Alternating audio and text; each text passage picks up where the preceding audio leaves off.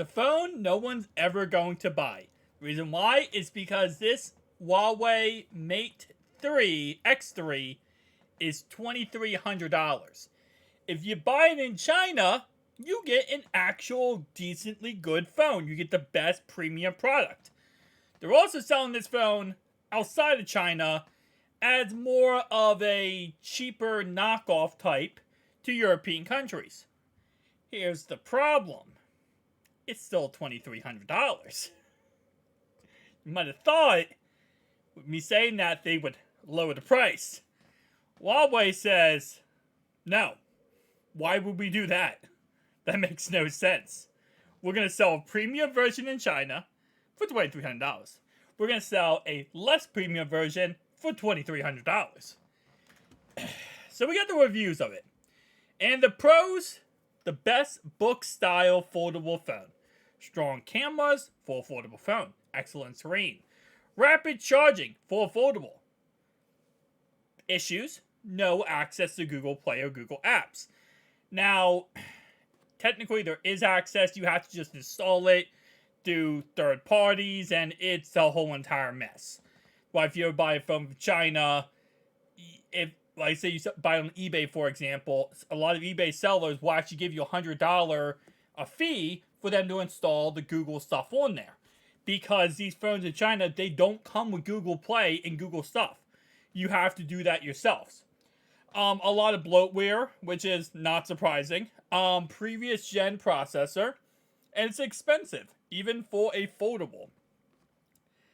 It's thin and lightweight design. Great cameras, like I said before, 50 megapixel main, 12 megapixel 5x telephoto, and 13 megapixel ultra wide is impressive. 66 wireless wired charging and 50 watt wireless charging. That's a W. And overall, it does look a good phone, right? And when we first looked at this and the rumors about it and looked at images of it, overall, it does look like it would be a great phone. It has everything you want in a great phone. The problem is, again, is the price tag. $2,300. Where it's like, you know, all these companies now are coming out. OnePlus is coming out later next month with a phone. That might be anywhere from $1,300 to $1,500. We don't know exactly yet. We know Samsung is going to be releasing the Galaxy Z Fold 5. Based on rumors, it's $100 more expensive. That's going to be $1,900 when that comes out.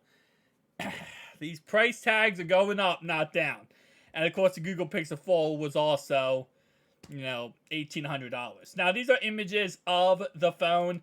And to be honest, again, they do look absolutely gorgeous.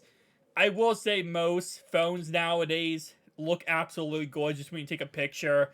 It doesn't matter if you are using a Galaxy Z Fold 4 or a iPhone 14 Pro Max. You're going to see absolute gorgeous photos. So that's why a lot of times when I see the camera specs on new phones, I kind of do just, not avoid them, but I kind of just phase them out. I talked about before, but when it comes to megapixels on phones, they do not matter. I'm going to say this a million times because not everybody understands this. Megapixels on phones or on any cameras is just millions of pixels per in the image. So, for example, a 25 megapixel camera means that every time it takes a picture, it's going to be 25 million million pixels in that image. Now, if you're printing that image out, that actually does matter, right? 25 to 100 matters a lot. But once you go ahead and put that, you know, image on your phone, it already gets compressed. And then when you put it on social media, it gets even more compressed. So an 15 megapixel camera and a 100 megapixel camera, you post on Instagram, you're going to see the exact same image. It's nothing different. What really matters is the sensor. And that's what a lot of people, I think, overlook when it comes to phones is how good is the sensor? The sensor is all that matters at the end of the day. And it looks like based on what we see here, these sensors are actually pretty dang good. Now, here's the problem. It comes with a Snapdragon 8 Gen 1 processor. Now, for right now, that's not too bad, right? Because, as we know, the Z Fold 4 Gen 1 processor. The Pixel Fold just came out, Gen 1, it's the Tensor G2 chip, which is the equivalent speed, as you can see with benchmarks, to the Gen 1 processor. So this phone is more powerful than every other phone in the market, because every other phone in the market has a Gen 1 processor. The Z Fold 5 has a Gen 2. The OnePlus has a Gen 2. The Oppo Find N3 that's coming out later this year has a Gen 2.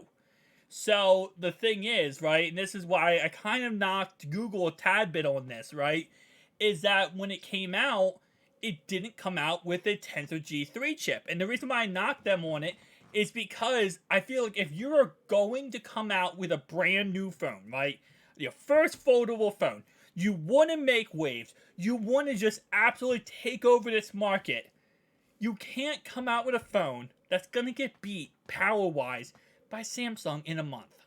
I'm sorry, you can't. You do that, and what that does is it makes you look inferior. Now, good thing about Google is they have the, luxury of it's completely different. It looks different than a Samsung. So people aren't really going to be too much about, the power of it, because it's just a different look. It's a different type of foldable phone, right? So they have that luxury. Huawei looks almost identical to the Galaxy Z Fold series. So when you release that phone, you're releasing pretty much the same equivalent to a Galaxy Z Fold, and you're charging way more money with outdated processor. That's not good.